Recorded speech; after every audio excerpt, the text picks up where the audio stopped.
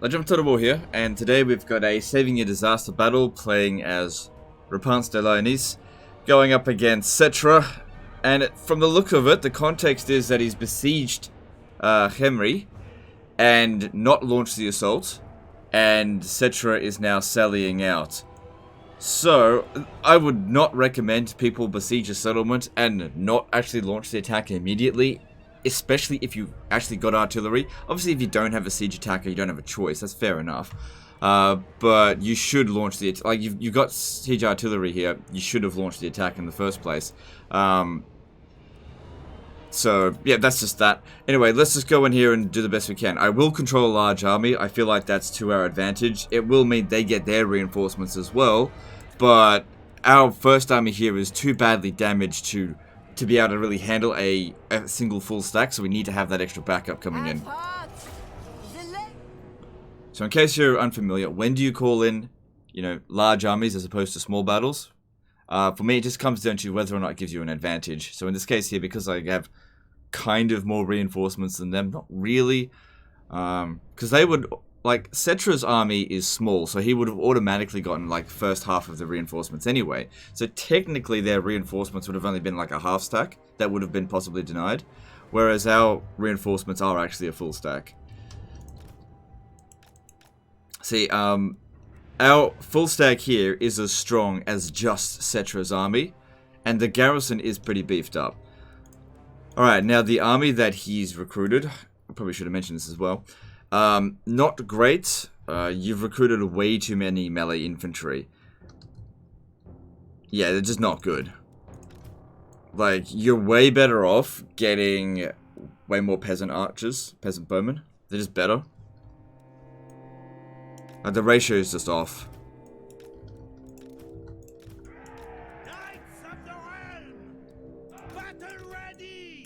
But Repanse is a good fighter, so we'll see how we go. And this is Henry, and he's on a hippogriff, so that's good. Yes. But we also have to deal with the Necro Sphinx, so that's going to be a bit of a bother. But anyway, this guy, said the battle was too difficult for him, so I'm happy to help. But yeah, having a good army composition can make a big difference. I mean, even skilled players will still do a bad job if you give them a bad army. Hold steady! Peasant bowman! Staying put! Oi! Shifting! It's all about, like, building a team. You gotta come up with a plan for your army. That's the most important thing. If you just be recruiting, oh, that's a strong warrior, this one's okay, then you're not really making a good team. You gotta be thinking, how does this unit complement every other unit in the army? What's its role in the army? And is it redundant? Is its role redundant? So, it's okay to have melee infantry in the role, but the main role of melee infantry is to hold the enemy back. Okay, bounce power is not even close to being in our favor. Yeah, main role of melee infantry in general, if you want to use them effectively, is not to dish out damage, but to hold the enemy back. Now, there is no point in having excessive amounts of holding back power if you don't have a lot of damage dealing. Now, it's a good thing that the the allied reinforcements came in with a lot of peasant bowmen. That's actually quite helpful. But I would say there's way too much melee infantry here. Alright, I'm going to bring these cavalry over this side here.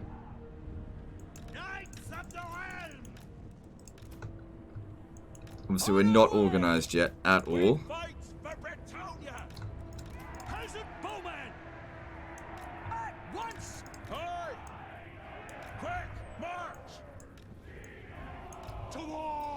Given the amount of melee infantry here, I think I might checkerboard formation.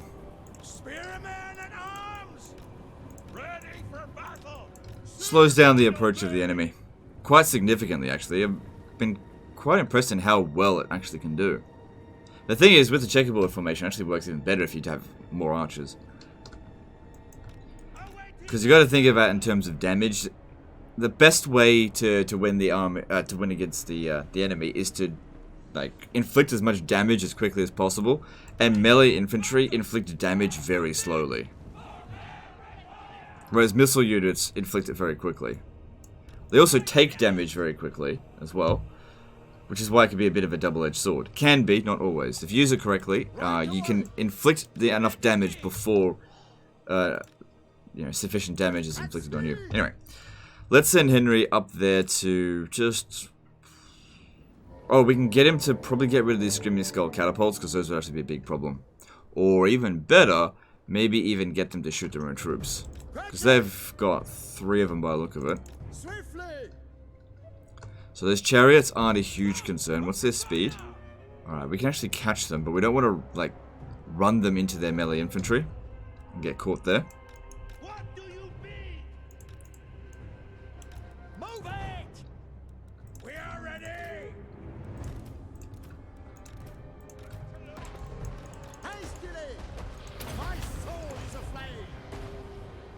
At once! So yeah, it's certainly one thing to kill the enemy's units, but it's another thing entirely to have them kill their own troops. For the king!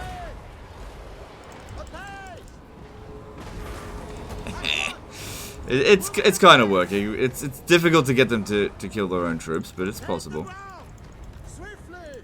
Annihilate them! But another thing that this does is it makes them completely disorganized, which proper formations can make a big difference, as we've tried to set up over here. It's a decent formation. Okay, you got Ushabti coming in over there. Alright. Far enough away from the melee line that you can justify that. We are taking some damage from the archers. That's okay.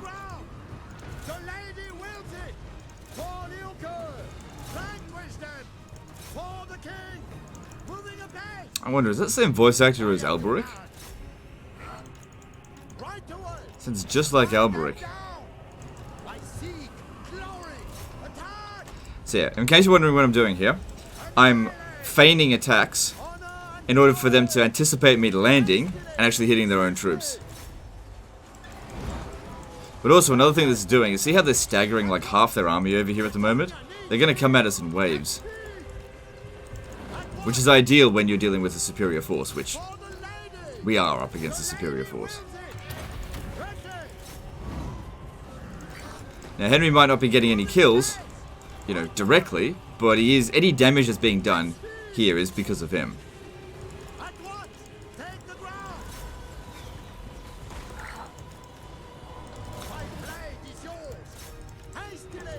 Problem with doing this though, it's very micro intensive, so I can't really be concentrating on the other stuff. Luckily, we set up a decent formation. I should just be able to let it run on autopilot for a little bit.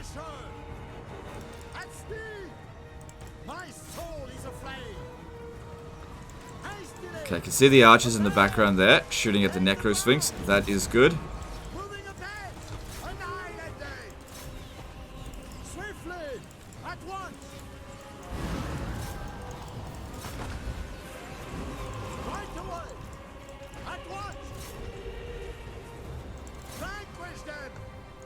Not seeing any issues going on in the army. Everything looks like the formation's still holding just fine. These two are in combat now, which is fine. Didn't get any charge bonuses, but...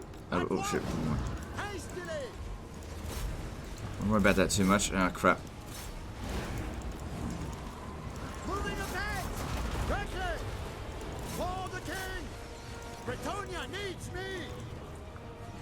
Alright, let's start pulling him back now. Just taking a bit too much damage.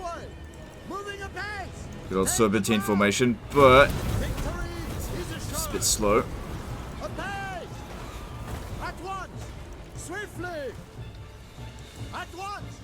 Actually, he's not slow, he's just big, so it's easy to hit him. Right, that Necro Sphinx is just about down. And our front line's holding out pretty well. They're just about broken through our first line. Is that Settra? Alright, let's take that fucker out. I'm gonna leave them.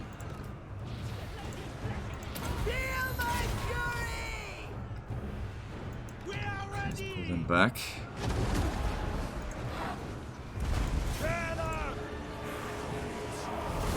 Okay, I really need these two over here. Yeah, you get back.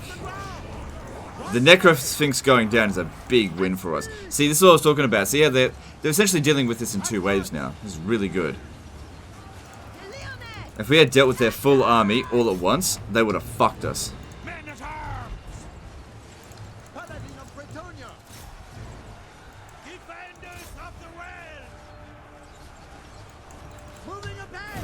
Where'd Settra go? There he is. My soul is aflame. For Britannia! I move. Charge! Right, let's send them around to go get rid of the enemy artillery. Yeah, you can chase after that, and there's also loads of archers out here. You can mess them about. No, that's fine. Henry's getting a bit screwed up, but he's okay, he's immortal. Alright, make sure you're shooting at decent targets. Get rid of these archers, please. Bouncer power's improving, but still not in our favor. Don't think he's immortal. God help us!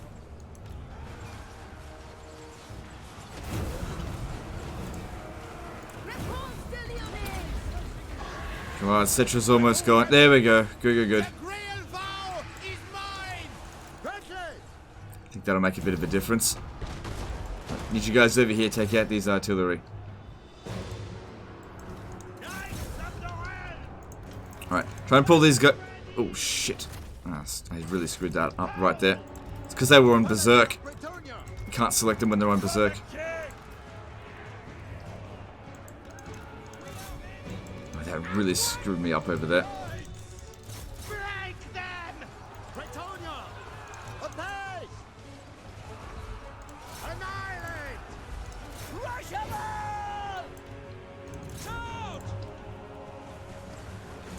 Repanse de Lyonnais! You are done! Infantry! Get her! Yeah, just ignore those sharp T summons. They'll disappear eventually. Britannia! Run! Can't do a whole lot about it. They are ready!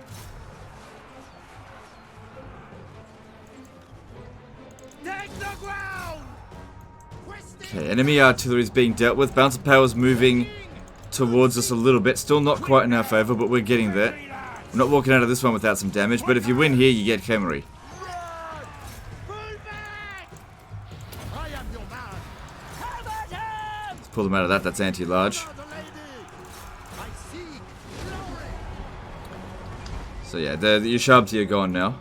Peasant bowmen! Spearmen and arms! So some of the cavalry is going to get wrecked, but you know, it is what it is. Okay, all the enemy artillery's gone. Let's get rid of these. Withdraw! Is that another general? Yeah, it is. Okay, send these two back over there, take him out. And try to move a few more of these out of the way because we don't want to get the curse on us. Withdraw! Launch! Yes? The lady Can't seem to catch up to them, and they're no huge threat anyway. Not worth a lot of bouncer power. Let's focus on the archers. That's the last of the dangerous units. Yeah, see, there pops down the curse. Good thing we pulled some of these guys out of there. Chevaliers, ready! Repanse de Lyonnais! She's given him a good reckon. Orders, my lord! For the lady! Right, watch it so we don't hit our own troops. Release! Knight Evans! Okay, another lord's down. Hero of Britannia! I think that's it for the enemy heroes and lords. Bouncer power's in our favor, and now we just need to wait for the army losses, which will happen soon. Knights! On to glory! Paladin of Britannia! As commanded! Yeah, if they had consolidated their forces and just ignored Henry to begin with, and just hit us with their full force right at the start, we would have guaranteed lost this. But by stuffing around half of their army, their archers didn't arrive to back up their melee infantry. Their melee infantry got shredded by archers with no backup, and that was just it for them. Give the order! Immediately! With haste! Hold man! Alright, let's stop this shooting before it shoots our own troops. Oof. God, don't get this far and then get wounded. Get out of there now. For the king! Hastily! Repanse de Lyonnais! There we go. There's the army losses.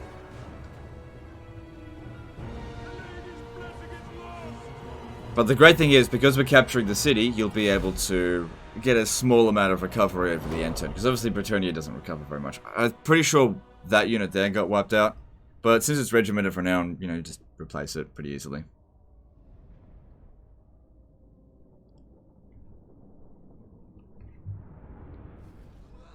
But yeah, I can pretty much guarantee that if you had assaulted that, well, if I had assaulted that settlement with what we had here, we would have walked out of there with far fewer casualties. But, you know, these things happen.